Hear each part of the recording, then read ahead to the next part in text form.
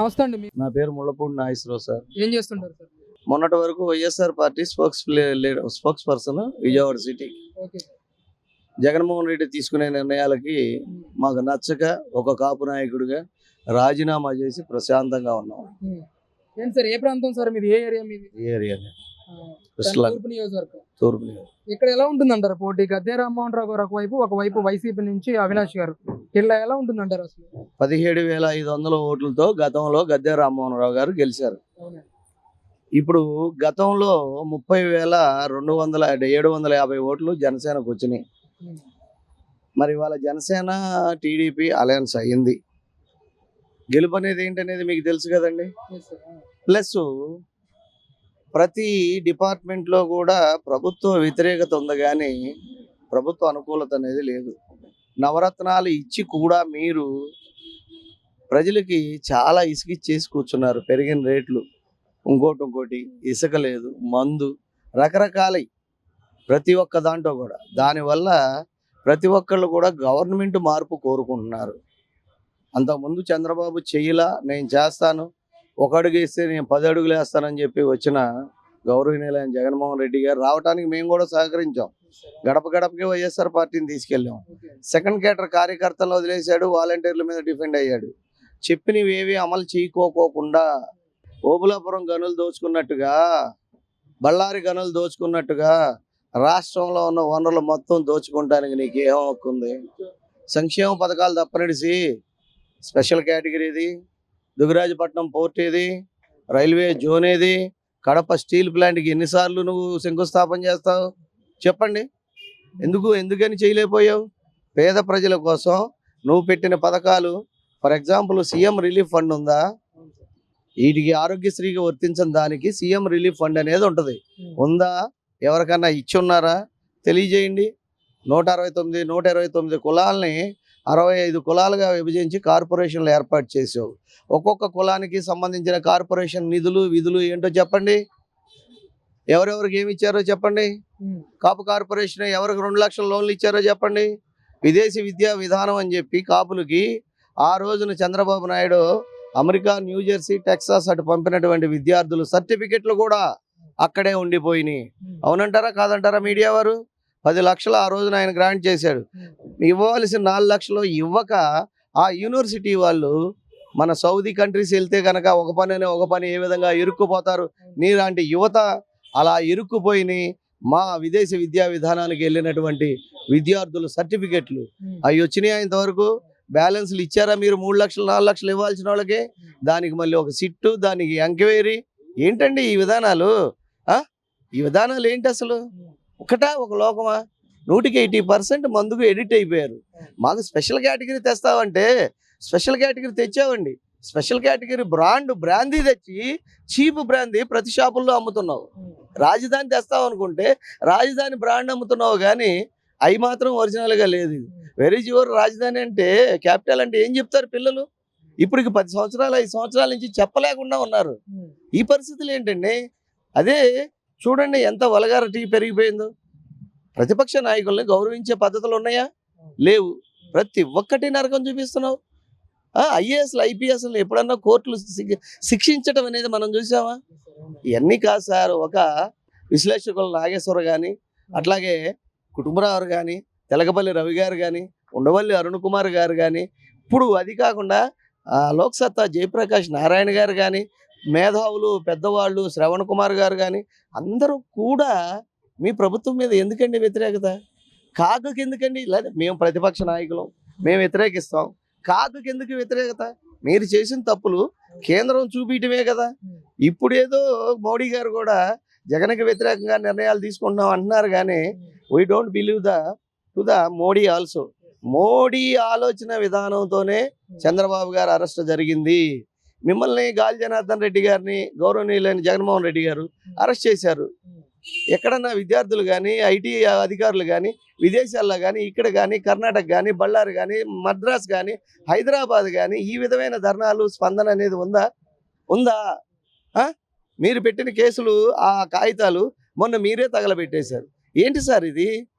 ఈ విధానం ఏంటి? నువ్వు వచ్చి ఈ 5 ఏళ్ళు పరిపాలన చేసి సక్రమంగా మిగతా 5 ఏళ్లలో నీ రివెంజ్ తీర్చుకో. నీకంత కక్ష ఎందుకు? నీకంత కక్ష ఎందుకండి? ప్రతిపక్ష నాయకులకి అసలు మాట్లాడే అవకాశం ఇవ్వా? మాట్లాడాలన్నా భయపడుతున్నారు. మేము అన్నిటికీ తెగించిన వాళ్ళం కాబట్టి దేనికైనా సిద్ధపడి మేము మాట్లాడగలుగుతున్నాం. సార్ మీ నియోజకవర్గంలో జనసేన పార్టీకి దాదాపు గతంలో 30,000 పైచీలకు ఓట్లు వచ్చాయని చెప్తా ఉన్నారు. ఈసారి ఉమ్మడి అభ్యర్థిగా గద్దె రామ్మోహన్ నిలబెట్టారు కదా, ఈ 30,000 ఓటు షేరింగ్ జరిగే అవకాశం ఉందా? బీజేపీ కార్యకర్తలు కానీ జనసేన కార్యకర్తలు కానీ సమన్వయం ఎలా ఉంటుంది టీడీపీ వాళ్ళతో? 100% బాగుందండి. చిన్న బూత్ కమిటీల కానించి డివిజన్ల కానించి division president Janasena, BJP, TDP ముగ్గురు కలుస్తున్నారు. ముగ్గురు కార్యకర్తలకే న్యాయం చేసుకుంటున్నారు. బూత్ కమిటీ వేసుకున్నారు ఆల్రెడీ. టీడీపీ జనసేన వేసేసింది ఆల్రెడీ. బీజేపీ అది అండర్ గ్రౌండ్ వరకు అది మామూలుగా ఉండదు. వాళ్ళు ఒక ఐఏఎస్ ఒక ఎల్టీటీ టైపులో మోడీ కోసమే కష్టపడతారు వాళ్ళు ఇవాళ. కాబట్టే మోడీ గారికి 8 ఎంపీ టికెట్లు 10 ఎమ్మెల్యే టికెట్లు ఇవ్వడం జరిగింది. వాళ్ళ వర్క్ వాళ్ళు చేసుకుంటున్నారు. సుజనా చౌదరి కూడా అక్కడ కూడా గెలుస్తాడు. అయితే ఏంటంటే ఇక్కడ 30,850 ఓట్లును 17,500 ఓట్లు ఇవన్నీ కలపటం కాదు. ప్రభుత్వ వ్యతిరేకత ఓట్లేయి అవి కూడా పెరిగినాయి కదా. వాటి గురించి మాట్లాడరు ఎవరు? అత్యధిక మెజార్టీతో 1 సైడ్ గా గెలుస్తాడండి. అతను సీనియర్ మోస్ట్. అంటే రిటైనింగ్ వాళ్ళు కూడా ఈ రోజు 10 సంవత్సరాల నుండి గద్దె రామ్మోహన్ కట్టలేకపోయారు, 14 సంవత్సరాలు ముఖ్యమంత్రి చంద్రబాబు కట్టలేకపోయారు, మేము కట్టగలిగామని చెప్పేసి మాట్లాడుతున్నారు. రిటైనింగ్ వాళ్ళు తెచ్చింది ఎవరో తెలుసా మీకు? రిటైనింగ్ వాళ్ళు తెచ్చిన జియో కాపీస్ కూడా ఉన్నాయి.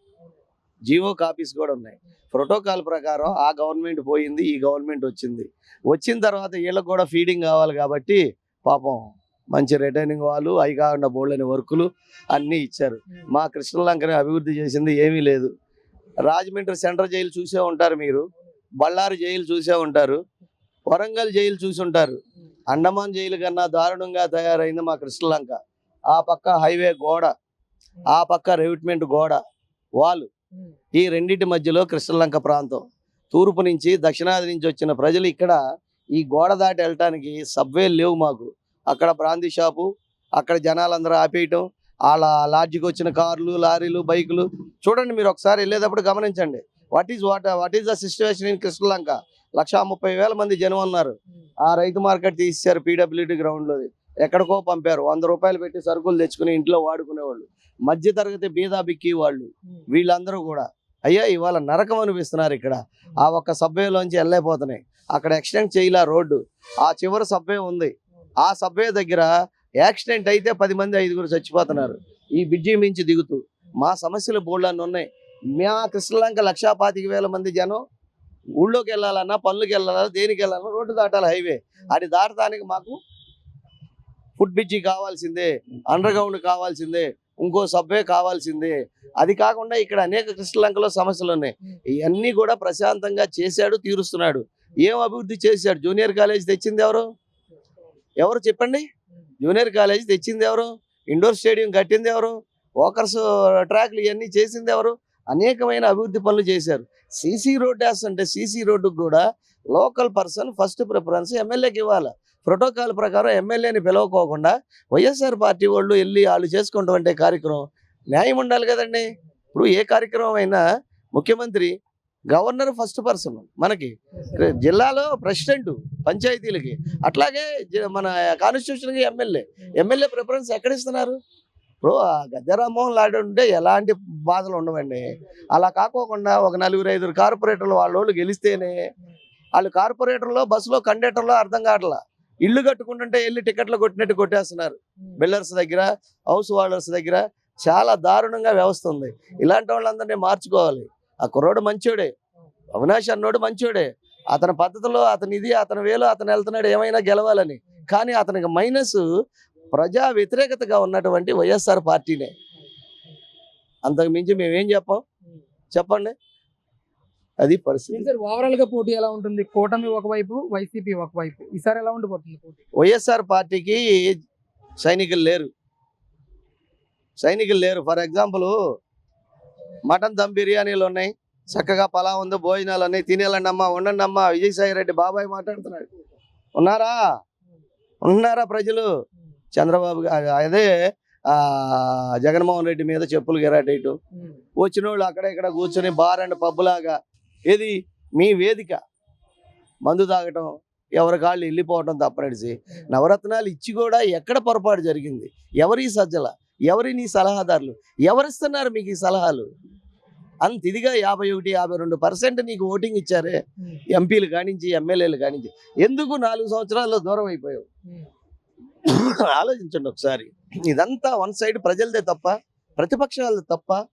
అసలు ఈయన వద్దనేగా, నిన్నెందుకుంది? మాకు సమాధానం చెప్పడం కాదు, మీ సిస్టర్ సునీతకి చెప్పండి, ఇంకో సిస్టర్ శర్మిలాకి చెప్పండి, మీ అమ్మగారికి చెప్పండి, మీ వాళ్ళకి చెప్పండి, ఏం జరిగింది ఏంటనేది. ఎందుకు నిన్ను వ్యతిరేకిస్తున్నారు? ఏ రంగం బాగుంది? ఒకసారి ఆలోచించండి. మా పట్టాలు, మా ఇళ్ళు, మా తాతల కాడి నుంచి ఉన్నాయి.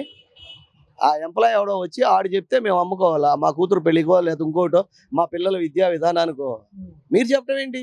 మా ఒరిజినల్ డాక్యుమెంట్స్ మీ దగ్గర పెడతామేంటి? సిస్టాలు మార్చడానికి నువ్వెవరు? ఆలోచించండి.